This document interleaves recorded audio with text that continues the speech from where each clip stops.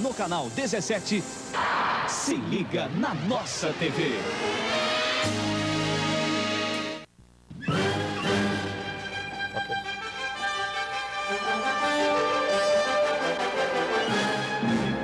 Hoje é um dia bastante importante para nós do Sistema Clube de Comunicação. Está sendo inaugurado o estúdio da TV Clube. Ele fica na Avenida 9 de Julho, na Casa da Clube, em Ribeirão Preto. Até o programa anterior a este, as gravações eram feitas nos estúdios da SCC Vídeo, outra empresa do Sistema Clube de Comunicação. E para este primeiro programa, estamos recebendo aqui em nossos estúdios a visita honrosa de Divaldo Pereira Franco. Divaldo nasceu em Feira de Santana, na Bahia. Tem 65 anos de idade. É o 13º dos filhos de um casal de comerciários. Teve uma infância marcada pela morte de 3 irmãos. Um por tuberculose, outro por aneurisma e uma irmã que se matou. Perturbado com as mortes, visitou um dia um centro espírita, quando começou a mudar as coisas na vida de Divaldo Pereira Franco. Boa tarde, Divaldo. É um prazer tê-lo aqui. Boa tarde, Donati. Bom, Divaldo, o que é que o senhor, pela primeira vez, pôde ver num centro espírita? No centro espírita, propriamente dito, eu tive a oportunidade de travar um contato consciente com os seres de outra dimensão. Mas a realidade que me levou àquela casa do espiritismo cristão foi um fato de natureza mediúnica, a visão psíquica que eu tive de minha avó quando contava 4 anos e meio de idade. Posteriormente, com a morte do meu irmão e vários distúrbios que tomaram conta de mim, eu fui levado à casa espírita, a fim de equacionar os problemas que foram solucionados. O senhor sentiu medo a primeira vez? Por uma formação católica tradicional, eu tinha do espiritismo as ideias mais equivocadas. E é natural que me equipei do medo e de outros valores tradicionais para arrostar as consequências daquela primeira tentativa, que felizmente foi coroada de êxito. O senhor era seminarista? Eu era coroinha. Coroinha. E colaborava na igreja auxiliando as missas na celebração habitual, sendo ao mesmo tempo presidente da Cruzada Eucarística. Bom, aí então, Divaldo Pereira Franco foi para Salvador, na Bahia. Lá conseguiu um emprego como funcionário público, mas percebeu que tinha que trabalhar com crianças. O que é que fez o senhor acreditar que deveria trabalhar com crianças? Retornava de trem em companhia de um amigo e parente, quando subitamente experimentei um fenômeno também de natureza mediúnica. Eu senti o desdobramento da personalidade, que não me era habitual, e vi uma área muito grande na região de uma pedreira. Ali eu percebia um número expressivo de crianças, vários edifícios, e um homem de idade que estava de costas para mim. À medida em que eu me acercava dele, ele voltou-se, e eu me dei conta que se tratava de um senhor com aproximadamente 65 anos de idade, mas que era eu próprio envelhecido, cercado de crianças numa região muito arborizada. Então eu vi uma voz dizer-me: isto é o que tu farás da tua vida. Dominado por o impacto da surpresa, eu retornei ao trem e falei ao amigo e parente que estava comigo, naturalmente sem acreditar na evidência de vários fatos que haviam acontecido antes e que me abriam as portas da percepção paranormal para me entregar à vida de educação das crianças. Agora, este homem era homem materializado, como nós somos, ou era espírito? Era uma projeção que hoje, tecnicamente, sabemos ser de ideoplastia. Porque os espíritos podem, manipulando o fluido cósmico, apresentar cenas do passado que estão registradas, compor cenários do futuro e apresentarem também acontecimentos do presente. Aliás, a moderna parapsicologia aprofundou a sua sonda nestes fenômenos e, dentro das possibilidades cognitivas do homem, revelam esses fenômenos o passado, o futuro, mas dentro de um campo de realizações plásticas pela mente dos desencarnados. Bom, quando o Divaldo começou a se aproximar das crianças, foi ficando famoso. Foi tão famoso que já escreveu centenas de livros. Quantos livros, Divaldo? No momento, nós temos publicados 108 livros e estamos com alguns em elaboração e outros no prelo. Agora, ficou famoso também fazendo palestras por todo o Brasil, mas palestras também pelo mundo. Quer dizer, dá para o senhor contar, o senhor já parou para contar quantas palestras fez pelo Brasil e pelo mundo? Não, fazemos um cálculo aproximado. porque desde 1947, quando proferi a minha primeira palestra, aliás, em circunstâncias inusitadas, prossegui 2 vezes por semana em Salvador e, posteriormente, atendendo às solicitações de vários lugares do território nacional e, posteriormente, do exterior, temos peregrinado, proferindo palestras em média de 5 por semana. Nos largos períodos de viagens longas, pronunciamos palestras diariamente, e às vezes 2, quando se trata de domingo ou feriado. Mas eu acredito já ter ultrapassado a casa das 7.000 conferências. E no exterior? Já tivemos a oportunidade de visitar 44 países. E como as possibilidades ali não são tão enriquecedoras como no Brasil, nós temos proferido aproximadamente mais de 1.000 palestras fora do território nacional. Agora, fora do Brasil, essas palestras são feitas na língua original, a nativa? Inicialmente eu falava exclusivamente em português, mas à medida que as experiências me ensejaram maior contato psíquico com os povos e as suas culturas, eu passei a atrever-me a pronunciar algumas em espanhol, algumas tentativas em francês e por 2 vezes em inglês. No entanto, como eu não sou uma pessoa conhecedora de idiomas, tenho me utilizado invariavelmente de intérpretes para as várias áreas linguísticas por onde tenho deambulado. O senhor disse que a sua primeira palestra aconteceu em circunstâncias inusitadas. Quais foram essas circunstâncias? Eu estava na cidade de Aracaju. Era meu primeiro período de férias no ano de 1947. E hospedávamos na residência de uma família muito querida, o casal Lucília e Derlindo Sarroris. E naquela oportunidade, o senhor José Martins Peralva, sobrinho, que era o presidente da União Espírita Sergipana, convidou-me para ir até ali e contar um pouco das minhas experiências mediúnicas. Eu era médium, mas ainda não era conhecedor das excelências do Espiritismo. Naquele ensejo eu vi uma página muito bela que estava apresentada na revista O Reformador, que é o órgão oficial da Federação Espírita Brasileira. Lia, era uma mensagem psicografada pelas já venerandas mãos do missionário Francisco Cândido Xavier. Intitulava-se A Lenda da Guerra.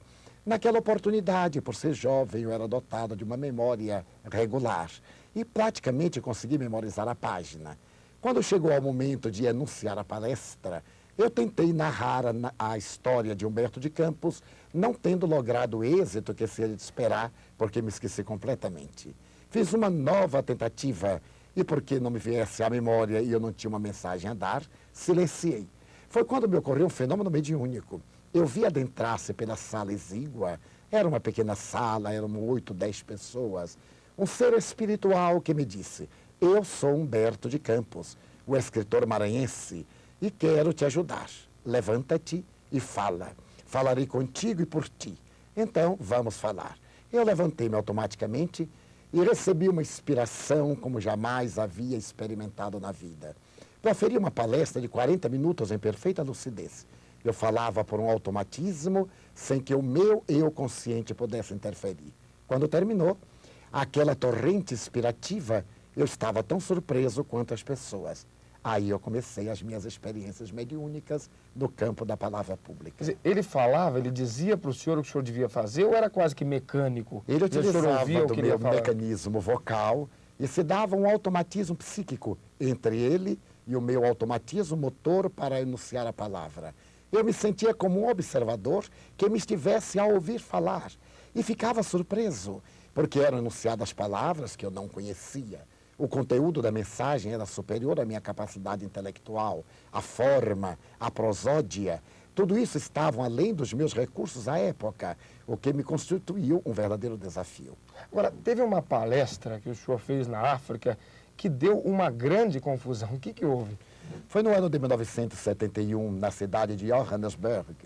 Eu estava em trânsito para Angola e posteriormente Moçambique, quando um amigo português foi ser o meu intérprete.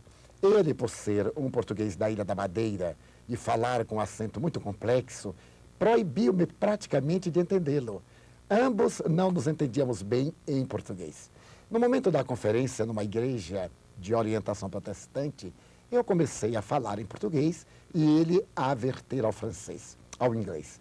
E enquanto fazíamos, eu me dei conta que eu falava pouco e ele falava muito. Ora, eu sabia que o inglês é uma língua sintética. Não havia, portanto, lógica para que ele se demorasse. Então, um espírito muito amigo nosso, acercou-se-me e disse: Edivaldo, o nosso amigo está comentando a palestra e isso está me dificultando dar um roteiro de equilíbrio ao conteúdo filosófico. A partir de agora eu te vou incorporar e falaremos diretamente. Pede-lhe para que não nos traduza. Eu então solicitei ao amigo, gentilmente, que eu ia tentar falar inglês. Ele perguntou se eu sabia inglês. Eu sorri e não lhe disse nada. O espírito incorporou-me e durante 45 minutos eu pronunciei a conferência, voltando à minha consciência lúcida ao terminar, quando fui aplaudido. Então o intérprete, muito preocupado, disse: como? Afinal, você falou inglês corretamente? Você estava zombando de mim? Eu disse: em absoluto. Eu tive agora um fenômeno mediúnico, estive incorporado. Ele não acreditou. Pensou que se tratava de alguma armadilha. Só mais tarde ele veio perceber o que era mediunidade e compreender que havia sido o fenômeno de psicofonia, em que um espírito desencarnado se utilizava de um ser encarnado para dar uma mensagem. Olha, Edivaldo, na questão das suas palestras, sempre alguém, a sua parte nela é sempre assim? Ou tem mais alguém que lhe ajuda? Alguém escreve alguma coisa? Gostaria que fosse mais claro a respeito disso. Hoje, naturalmente, depois de muitos anos, eu tenho alguma experiência. E, obviamente, em contato com os espíritos, eu tenho aprendido. Sou portador de um tempo muito escasso. Eu trabalhei, quando era funcionário do governo, em 2 expedientes. E porque tinha outras necessidades doutrinárias, eu não tive a felicidade de ler quanto gostaria. E mesmo hoje eu leio muito pouco, embora, como espírita que sou, eu procuro estudar a doutrina por um dever e por um sentimento de gratidão. Mas os espíritos, desde a primeira hora, utilizaram-se de mim da mesma forma que se utiliza de um telefone a alguém para dar uma mensagem. No início eu tinha a sensação de que uma fita de teletipo passava diante dos meus olhos e eu a lia. Às vezes ela adquiria celeridade e eu era obrigado a acompanhá-la. Outras vezes era mais lento. Posteriormente eu passei a ouvir. Eu ouvia nitidamente no interior da minha cabeça uma voz, como se fosse uma voz telefônica. Eu era capaz de discernir se tratava de uma voz masculina, feminina, de uma criança, de um ancião. Posteriormente, eu comecei a sentir um automatismo, como a sensação de que o assunto me era familiar, embora no meu estado de lucidez eu nunca houvesse lido. E até hoje, o fenômeno ocorre com variações. Eu, naturalmente, por haver falado já inúmeras vezes, tenho alguns temas matrizes que estão incorporados à minha personalidade. Mas esses temas são manipulados pelos espíritos, com variações de acordo com o auditório.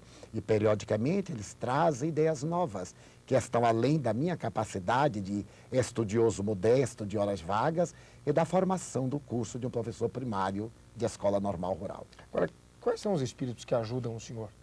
Na área da palavra, a entidade generosa que assumiu a responsabilidade de participar comigo dos eventos espíritas é Manuel Viana de Carvalho.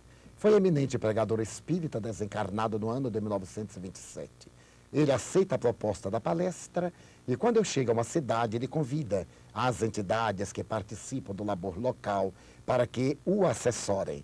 Ele apresenta o esquema do tema e aquelas entidades, de acordo com a especialidade do programa, fazem as abordagens. Se trata de um tema psicológico, ou uma abordagem fisiologista, ou algo que tem a ver com anatomia, ou uma proposta de natureza filosófica, ele convida um experto no assunto, para então o texto estar de acordo com as conquistas da ciência contemporânea.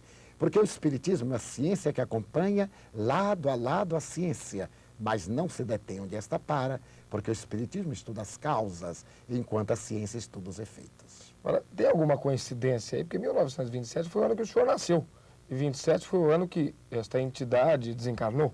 Ele contou-me que na época em que estava encarnado, eu estaria no plano espiritual participando daquelas entidades que o assessoravam. Quando eu mergulhei na neblina carnal, ele retornou à pátria para dar prosseguimento ao mistério, utilizando-se de mim. A primeira vez que proferi uma conferência na cidade de Pelotas, no dia 8 de junho de 1957, no Teatro Guarani, aconteceu-me um fenômeno muito peculiar. No instante em que eu me levantei para proferir a palestra, eu escutava um excelente orador transcendental, enunciando um tema de muita profundidade. E então ouvi a voz do Viana de Carvalho, que eu identifico muito bem, dizer: nós abordamos este tema aqui juntos, por volta do ano de 1922. Vamos repeti-lo agora. Tu estavas no plano espiritual e eu no físico. Agora tu estás na terra e eu estou na erraticidade. Vamos repeti-lo e repetimos. E quanto aos livros, como é que o senhor prepara os livros? As primeiras experiências mediúnicas também me foram muito curiosas. Eu estava numa cidade do interior da Bahia, no ano de 1949, passando dias de carnaval com um grupo de amigos na residência de um casal venerável. Ao despertar no domingo pela manhã, eu senti uma invulgar dor no braço direito. Como meu pai padecia de reumatismo, eu atribuí ser uma dor reumática ou qualquer uma dor derivada de postura. Então eu fiz o tratamento da época, passei álcool, passei alho e as substâncias que eram muito habituais. A dor se me tornou quase insuportável. Eu recorri a um amigo, que era um homem que conhecia de produtos médicos, por ser representante de laboratório, o Silva Araújo Russell, e pedi-lhe se ele teria algum medicamento para aquela dor. Tratava-se do jornalista Abel Mendonça, que se hospedava conosco na mesma casa. Ele disse: Divaldo, é curioso, você é médium. Esta não é uma dor física. Eu tenho o pressentimento de que algum espírito quer escrever. Eu digo: mas como? Eu nunca tentei escrever mediunicamente. Ainda me recordo das suas palavras. Ele bateu-me no ombro e disse: tudo tem uma primeira vez. Vamos tentar. Arranjou papel e, porque não havia um papel próprio, cortamos papéis de embrulhar pães e ali ele me deu um lápis e num frêmito muito grande eu comecei a escrever. Ainda me recordo da mensagem, que se intitulava Subtração e Soma, e o seu autor assinava Marco Prisco. Para minha surpresa, eu escrevia conversando com as pessoas, sem ter a menor ideia do que se tratava à medida em que meu braço se desenvolvia sob o papel com correção. Passaram-se muitos anos em que o fenômeno continuou automatista, até que no ano de 1970 eu mantive o contato com o espírito de Victor Hugo, que me propôs escrever uma série de romances. A mediunidade aí experimentou uma angulação nova, porque enquanto eu escrevia, recolhido agora em transe consciente, porque me adestrei para isto, eu via as cenas que o espírito retratava e que somente no momento em que eu li as páginas escritas é que eu constatei que era aquela visão psíquica que ele me transmitia. Até hoje, o fenômeno está assim. A filosofia espírita é o tema com Divaldo depois do intervalo.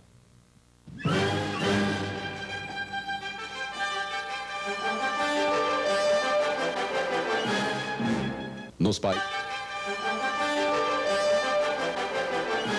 Visitando a clube hoje está Divaldo Pereira Franco, médium espírita. Divaldo vive na Bahia. Está em Ribeirão Preto participando da inauguração ou do início das operações do estúdio da TV Clube, que fica na casa da clube. A filosofia espírita foi explicada por um francês chamado Allan Kardec, no século passado. No Brasil está a maior quantidade de pessoas que acreditam no espiritismo. Divaldo, como é que é o Deus? Como é que é o seu Deus? Allan Kardec fez esta pergunta muito palpitante. E ela está inserta na obra básica do Espiritismo, o Livro dos Espíritos. É uma questão fundamental, de número 1. Allan Kardec perguntou: o que é Deus? Antes de Allan Kardec, a questão era colocada de uma forma fantasista ou antropomórfica. Porque sempre se perguntava quem é Deus. E no verbete quem está embutida já a resposta. Porque quem significa o homem que? Allan Kardec pergunta: quem é Deus? E os venerandos espíritos que administram o destino da Terra redarguiram: é a inteligência suprema do universo e a causa primeira de todas as coisas. Eu poderia, no entanto, adir o pensamento de Santo Agostinho. O admirável Agostinho de Hipona teve a oportunidade de dizer: se alguém me pergunta quem é Deus, eu não sei. Mas se não me pergunta, eu sei. Como a elucidar que a transcendência de Deus não poderia ficar contida numa modesta definição. Para nós espíritas, Deus é a causalidade absoluta e a inteligência suprema do universo, referendada posteriormente por Alberto Einstein. A nossa concepção de Deus foge ao tradicional da teologia. Por que o espírita ele procura ser mais dócil, mais caridoso, procura compreender? Isso é passado na filosofia para ele? Ele vê um Deus de forma diferente? Sim, porque ele vê um Deus benigno e justo, sábio e presciente. Não obstante todas as doutrinas religiosas se fundamentem na conceituação de um Deus sábio, quando a reencarnação não faz parte do contexto religioso, Deus torna-se um ser arbitrário. Como se pode explicar com eficiência diante da justiça uma criança que nasce castrada em todos os seus ideais, os fenômenos teratológicos, os portadores de anomalias físicas e psíquicas, uma criança que nasce contaminada de AIDS, de câncer, uma criança que nasce autista, deformada, para quê?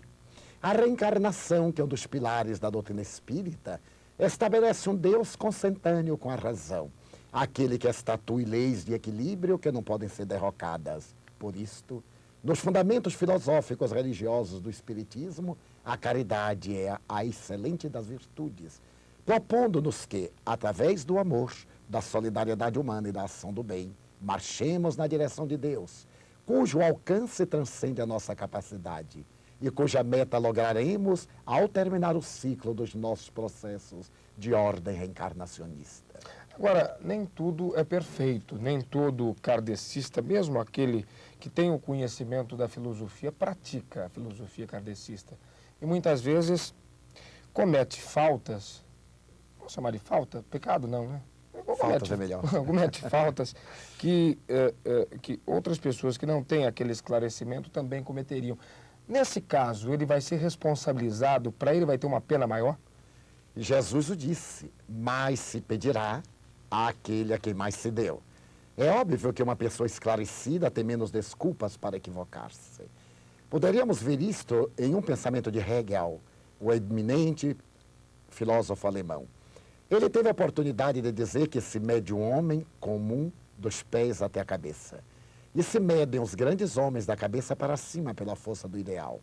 Mas ele disse também que à medida em que as doutrinas e os pensamentos filosóficos crescem, aquilo que adquirem em superfície perde em profundidade.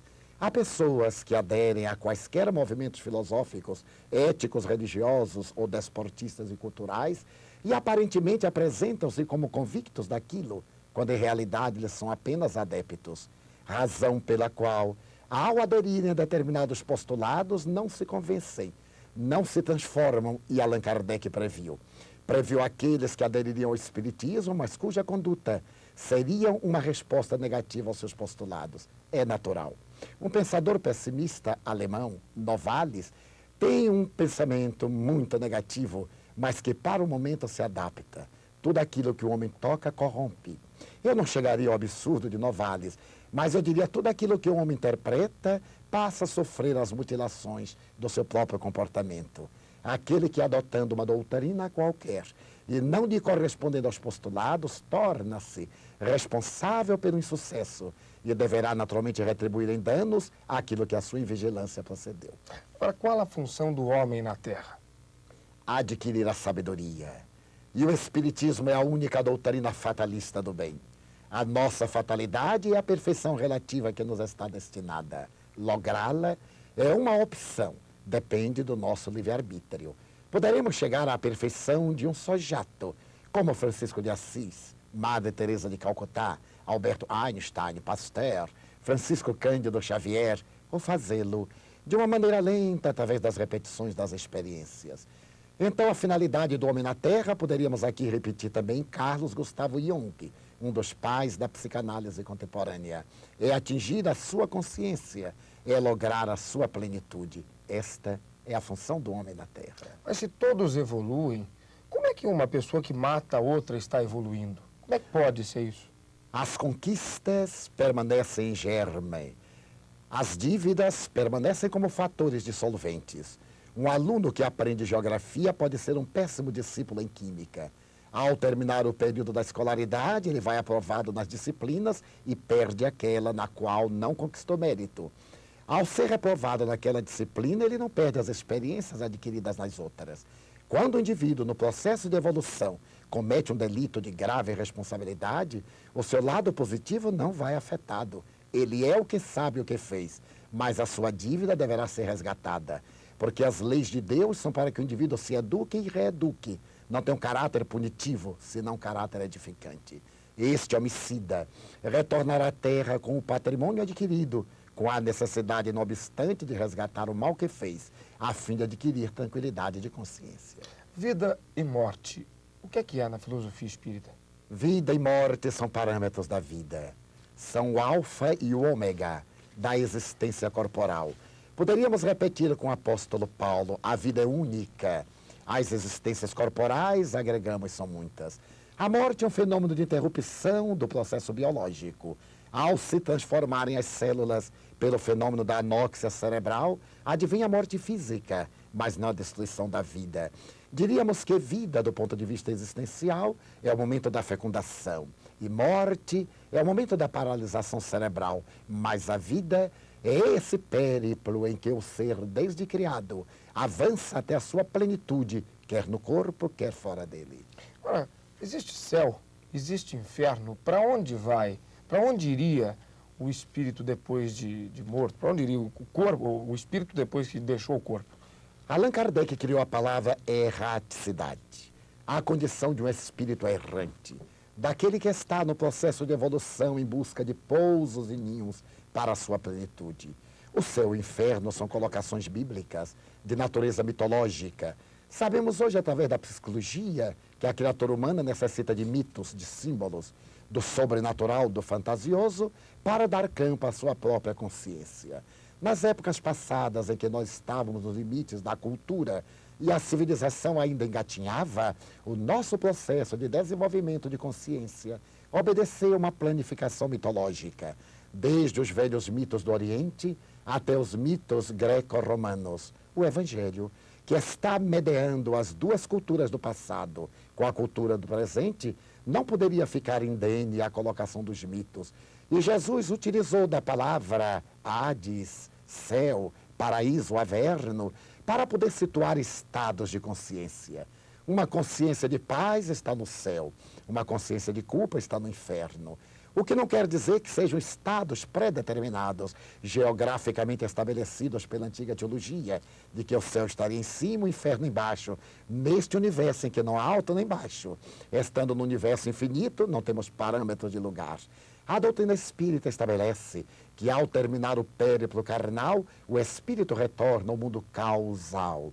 Da mesma forma que a vida física é um mundo de efeito, existem esferas concêntricas, existem outros pousos, e aí está a nossa Via Láctea, com 200 bilhões de sóis. Está o nosso universo, com 100 milhões de galáxias, a nos ensejarem muitos pousos, como disse Jesus, João 14, número 1, na casa de meu Pai há muitas moradas.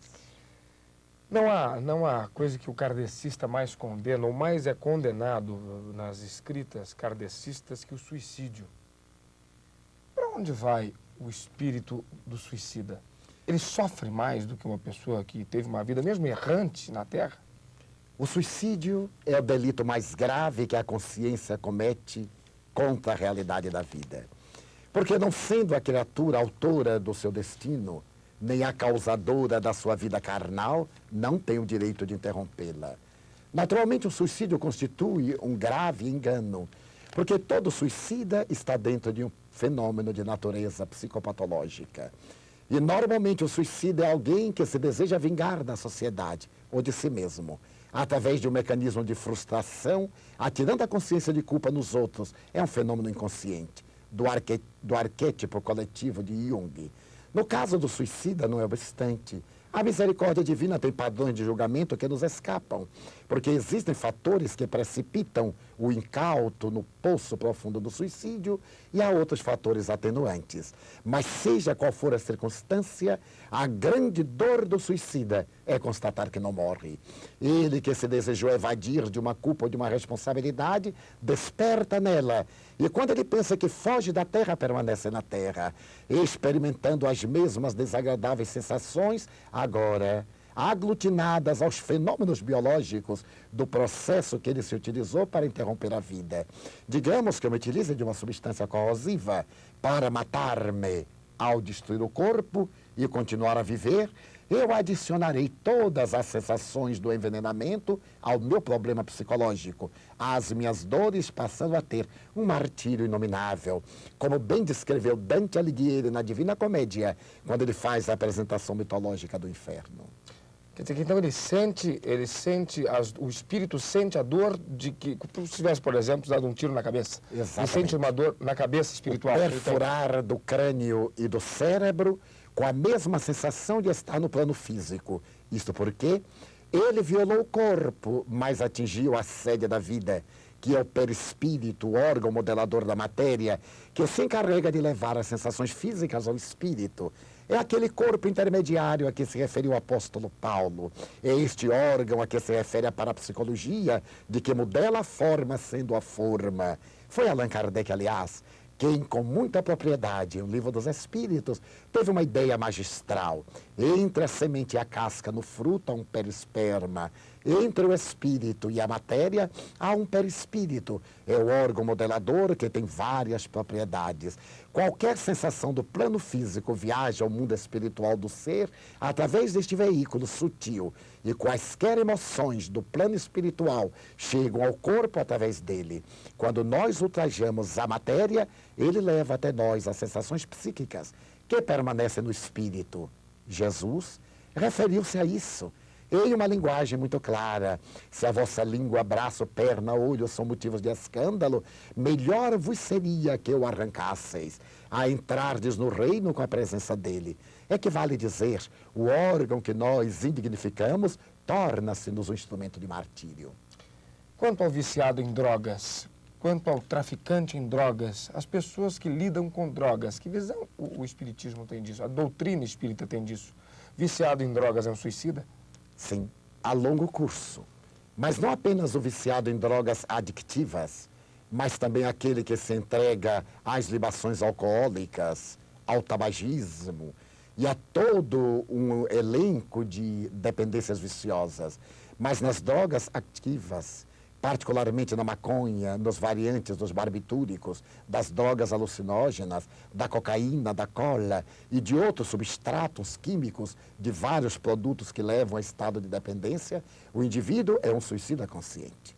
Porque ele sabe que a dependência na razão que cresce diminui-lhe a probabilidade de sobrevivência. Não obstante, ao lado desse suicida, o traficante de droga é inevitavelmente o ser intermediário da maior tragédia que hoje se abate sobre a sociedade. Em minhas meditações, aliás, a palavra foi muito mal colocada, nas reflexões a que estamos habituados a fazer, sempre detectamos na droga um dos cavalos e cavaleiros do Apocalipse, que veio trazer à terra o terror. Porque depois do período das drogas e esse recrudescer depois de 1955, quando Aldous Huxley publicou o livro Nas Portas da Percepção, narrando as suas experiências com o ácido lisérgico, então houve um desequilíbrio social e os traficantes da velha máfia, que eram encarregados do linocínio, do jogo, da devastação humana, adotou o comportamento de corromper a sociedade e de usufruir benefícios. Estes indivíduos, homens e mulheres, que trafegam com a consciência humana e que destroem vidas, são inevitavelmente seres infinitamente felizes, para os quais só a misericórdia divina. Quanto à comida em excesso. Comida em excesso também é uma forma de agredir o próprio corpo. E a questão da carne. Carne faz mal? Naturalmente que a gula já está situada nos denominados tradicionais 7 pecados capitais. Buda costumava dizer: o homem sábio dorme pouco, fala pouco, come pouco e medita muito. O homem comum medita pouco, come muito, dorme muito, fala muito. Naturalmente, a gula é uma necessidade compulsiva. E nos fenômenos neuróticos, há uma manifestação compulsiva para a fuga pela alimentação. Mas há outros que têm uma dependência viciosa. E no caso das dependências viciosas, o indivíduo também é um suicida, porque está sobrecarregando o organismo de um excesso de alimentos para os quais o equipamento orgânico não dispõe de recursos a fim de lhe dar a digestão necessária. No caso da carne, é uma grande tradição de que ela seria encarregada de vapores tóxicos e, pela dificuldade da digestão, geraria grandes males. O Espiritismo tem uma visão de muita liberdade. Não é o que se come, mas a intensidade, a dependência que gera o ato de alimentar-se. A macrobiótica veio demonstrar que há uma filosofia alimentar, através da qual os elementos selecionados e frugais podem ensejar ao indivíduo um estado filosófico e ético muito bom. Se o indivíduo pode eliminar a carne, ser-lhe-á muito melhor para o organismo. Mas que isso seja um fenômeno natural e não lhe constitua uma questão ética nem moral, porque nada tem a ver o fenômeno alimentar com os procedimentos éticos. Porque Hitler era vegetariano, não obstante era uma das bestas do Apocalipse. E outros indivíduos carnívoros, como Allan Kardec, tornaram-se portadores de grandes mensagens. Não é o que se come, mas a atitude do indivíduo perante a vida. O futuro, sob a visão de Divaldo Pereira Franco. Assunto para depois do intervalo.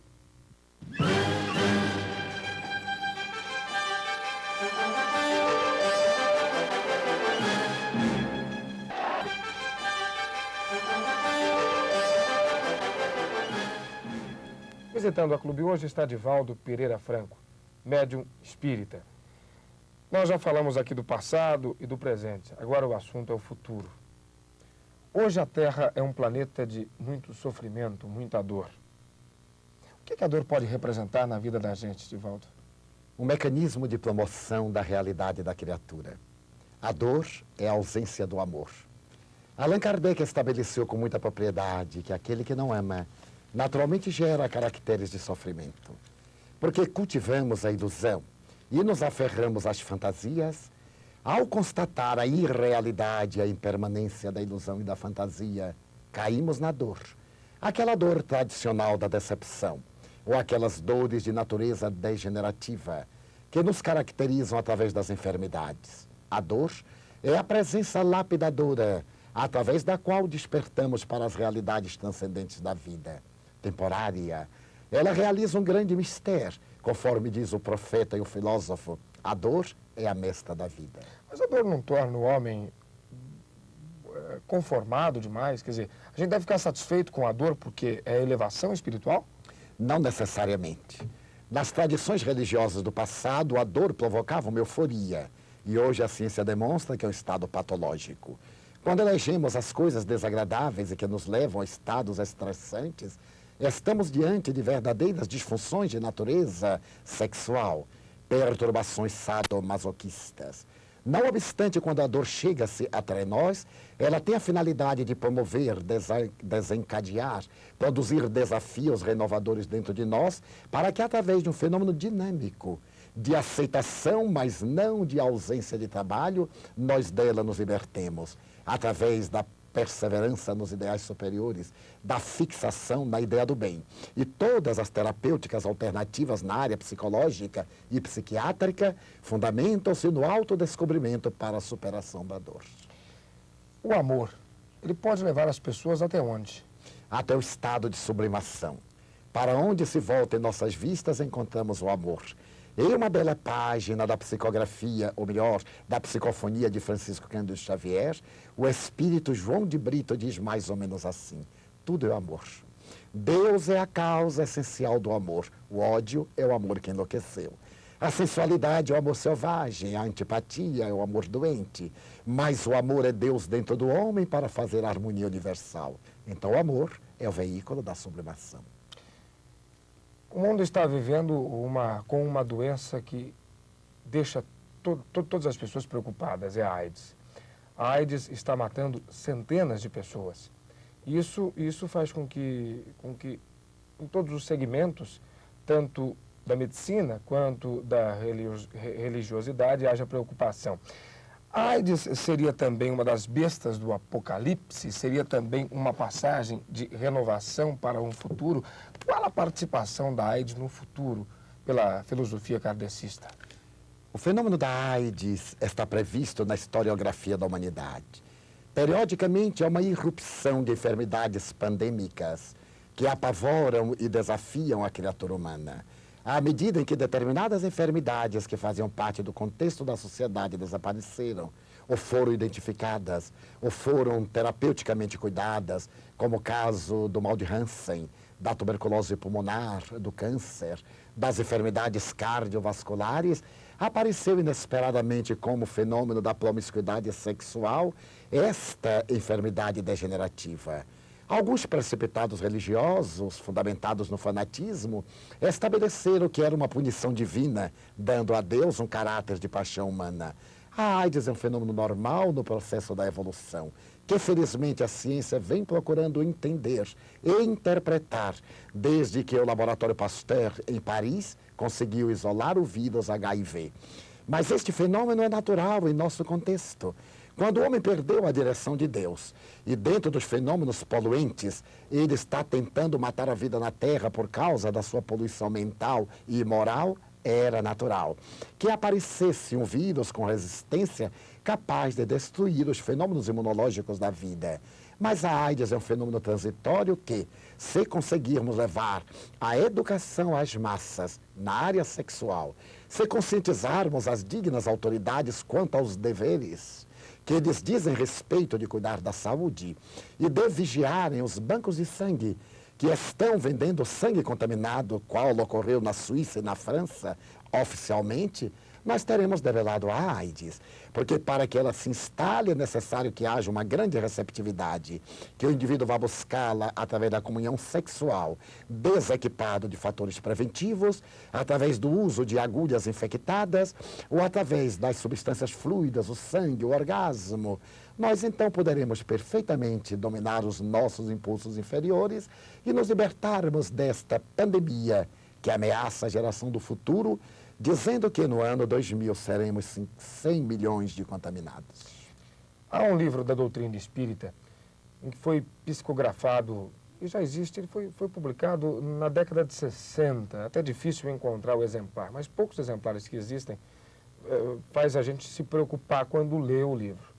Ele foi apresentado pelo espírito de Irmão X, que aliás o espírito de Humberto de Campos, foi um jornalista que viveu no Rio de Janeiro. Este livro chama O Terceiro Milênio. E nele há uma visão apocalíptica de que o mundo, quando entrar o terceiro milênio, vai terminar. Aliás, ele começa o livro dizendo: o mundo está fumegando. E cita lá toda uma filosofia, um encaminhamento para a passagem para esse terceiro milênio.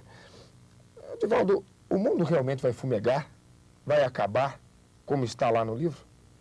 Allan Kardec, que é a autoridade máxima em doutrina espírita, fazendo uma análise ético-filosófica da humanidade, estabeleceu, depois de ouvir os espíritos venerandos, que a Terra é um plano de provas e de expiações. Naturalmente, a Terra, como os outros mundos, será promovida ao estágio melhor, que Allan Kardec denomina como mundo de regeneração. Essa transformação, evidentemente, passará por vários períodos de dores, que, aliás, períodos sempre existiram. Erupções vulcânicas, maremotos, terremotos, cataclismos, dramas sociomorais, que fazem parte da estrutura do próprio planeta. Mas uma visão catastrófica generalizada de que a Terra seria arriscada do mapa sideral é uma visão apocalíptica que não se justifica nos tempos modernos. Muitas dessas revelações procuram fundamentar-se no Apocalipse de João ou em Marcos 10, quando ele fala a respeito do sermão profético. No entanto, essa realidade não encontra respaldo na doutrina espírita, porque Allan Kardec falou que para uma mensagem gozar de cidadania, deveria ser a mesma através de médiuns diferentes, em lugares distintos do mundo e médiuns que não se conhecessem entre si.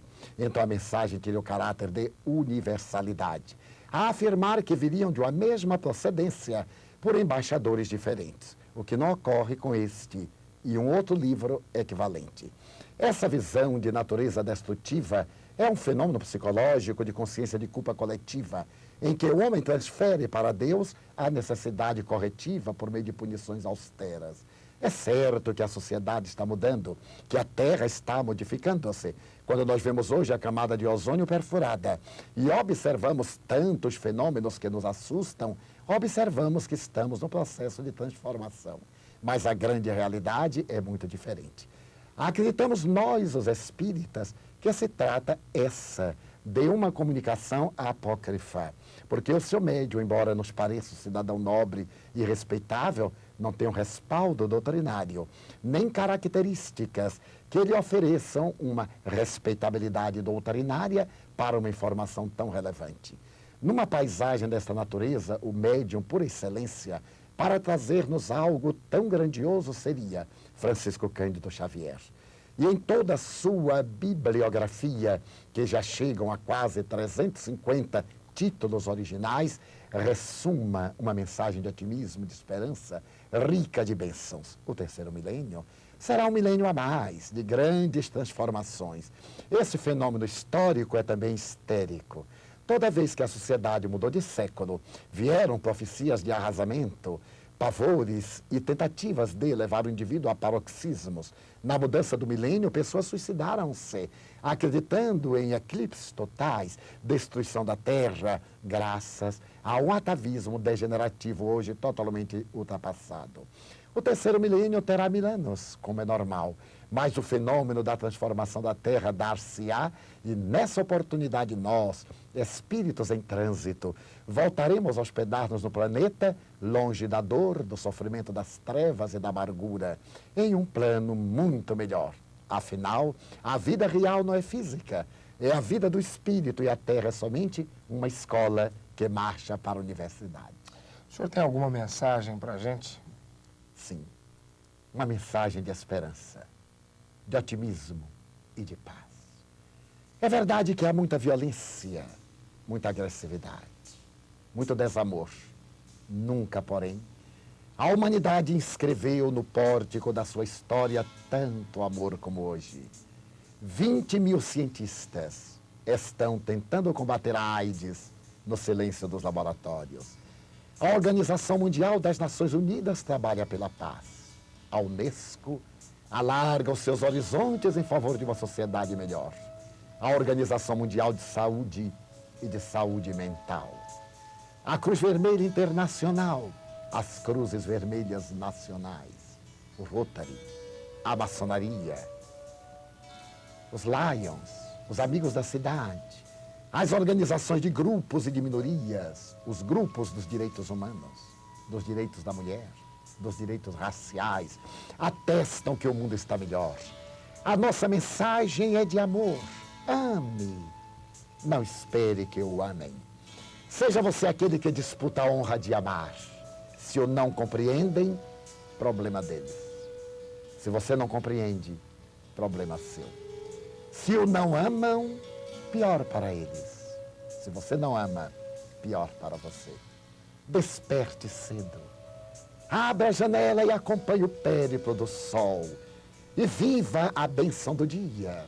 E ao invés da amargura e da reclamação, tenha a coragem de dizer, meu Deus, eu amo a vida que para mim é bela e consentida. Quero dizer-te da minha ufania e homenagear-te com a minha alegria. Muito obrigado, Senhor, por tudo aquilo que me deste e me dás, pelo ar, pelo pão, pela paz. Muito obrigado pela beleza que os meus olhos veem no altar da natureza, olhos que fitam o céu, a terra e o mar, que acompanham a ave ligeira que corre fagueira pelo céu de anil e se detém na terra verde, salpicada de flores em tonalidades mil. Muito obrigado, Senhor, porque eu posso enxergar meu amor, mas diante da minha visão eu detecto aqueles que estão na escuridão e se debatem na multidão em plena solidão. Por eles eu oro. A ti eu imploro comiseração, porque eu sei que depois desta vida, na outra lida, eles também enxergarão. Muito obrigado pelos ouvidos meus, que me foram dados por ti, meu Deus, ouvidos que ouvem o tamborilar da chuva no terreiro, a melodia do vento nos ramos do salgueiro e as lágrimas que vertem pelos olhos do mundo inteiro, ouvidos que ouvem a música do povo que desce do morro na praça a cantar, a melodia dos imortais que a gente ouve uma vez e não esquece nunca mais, a melodia canora, melancólica do boiadeiro e a dor chorando na alma do mundo inteiro. Pela minha faculdade de ouvir eu te quero pedir, pelos surdos que não te podem sentir, Por eles eu oro, a ti eu imploro comiseração, porque eu sei que depois desta prova, na vida nova, eles também ouvirão. Muito obrigado pela minha voz, mas também pela sua voz, pela voz que ama, que ensina, que alfabetiza, que ilumina, pela voz que trauteia uma canção e que o teu nome profere com sentida emoção. Considerando-se a minha melodia, eu te quero rogar pelos que sofrem de afasia, os que não cantam de noite, os que não falam de dia. Oro por eles. Eu sei que depois desta dor, no teu reino de amor, outra vez cantarão. Mas obrigado, sobretudo, pelas minhas mãos, mãos que aram, mãos que semeiam, mãos que agasalham, mãos do amor. Mãos que limpam feridas, que enxugam lágrimas das vidas, mãos que apertam mãos e mãos de sinfonias, mãos de cirurgias, mãos de poesias, de psicografia. Pelas mãos que atendem a velhice, o sofrimento, a dor, pelas mãos que no seio embalam o corpo de um filho alheio sem receio, e pelos pés que me levam a andar sem reclamar. Muito obrigado, Senhor, porque me posso movimentar. Diante do meu corpo perfeito, eu te quero rogar pelos aleijados, paralisados, decepados, pelos imobilizados, os que não podem andar. Oro por eles, eu sei que depois desta expiação, na outra reencarnação, eles poderão bailar. Muito obrigado por fim, pelo meu lar. É tão maravilhoso ter um lar. Não é importante se este lar é uma mansão, uma favela, uma tapera, um ninho, uma casa no caminho, um grabato de dor, um bangalô, seja lá o que for. Mas é importante que dentro dele exista a figura do amor de mãe ou de pai, de esposo ou de marido, de filho ou de irmão, a presença de um amigo, de alguém que nos dê a mão, porque é cruel. É doloroso viver na solidão. Mas se eu a ninguém tiver para me amar, nem um teto para me agasalhar, uma cama para me deitar, nem aí me rebelarei, nem te desamarei, porque eu te tenho a ti. E te quero dizer obrigado, Senhor, porque eu nasci. Muito obrigado, porque creio em ti, pelo teu amor. Muito obrigado, Senhor. Obrigado, Divaldo, pela visita. Muito obrigado. Prazer em tê-lo aqui. Prazer. Muito obrigado. Você continua com a gente na ZYB 868, TV Clube, emissora do Sistema Clube de Comunicação.